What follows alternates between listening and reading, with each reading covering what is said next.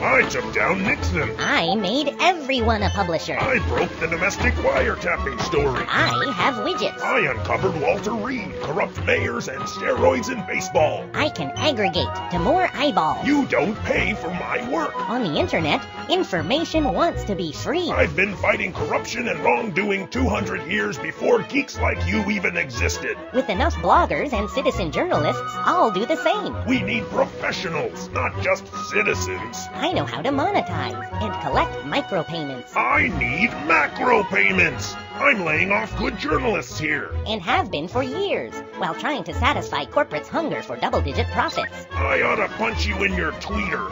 I think you mean Twitter. Whatever. What? The blogs. They're so vicious and so ridiculous.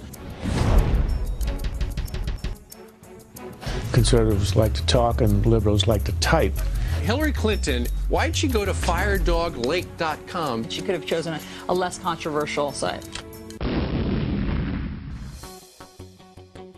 Is this sort of the start of a witch hunt, sort of almost vigilante? Radical internet assassins. McCarthyism watching these people. Media Matters targets conservative guys. There is a witch hunt on. The power and influence of the left-wing blogosphere is alarming even some liberal journalists. Quote, the smart stuff is being drowned out by a fierce, bullying, often witless tone of intolerance that has overtaken the left-wing sector of the blogosphere. News in a nutshell. In the news today is news. Multi-millionaire media maven Ariana's Huffington Post is now a cool $315 million richer. Fabulous, darling. This journalista's jackpot is all thanks to the advent of aggregation. Or, look, here's some stuff I found on the web. Why pay for journalists to work when the work of journalists can pay you? If only they would have thought of this sooner. Ernie Pyle here, reporting from my study, where I just discovered some neat links on the war and did a bang-up job of search engine optimization. And I just snapped some Jim Dandy screenshots of this AP photo collection of war-torn Europe.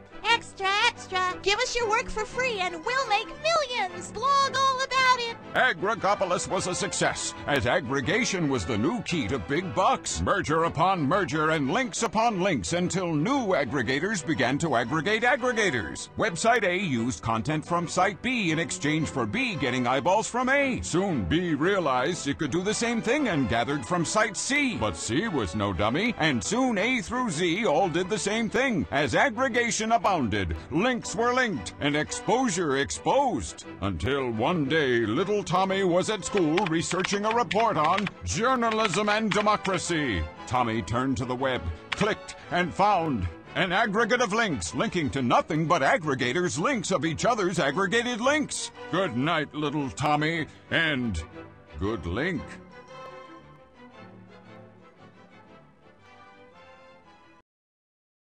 What is a journalist is a difficult question, but I think, one of the great things about the blogosphere has always been that it is a meritocracy. The people who are good at it tend to build an audience, and the people who aren't very good at it tend to go away pretty quickly. But I think in our world, we have people who blog all the time who are journalists. There are people who blog who probably don't fit the bill. There are people who are aggregating other people's content, not doing any original reporting. I don't think that's journalism in a pure sense, but it's a debate that's gone on for 5 years in the industry, and every conference I go to, there's a panel about, is a blogger a journalist? Yep.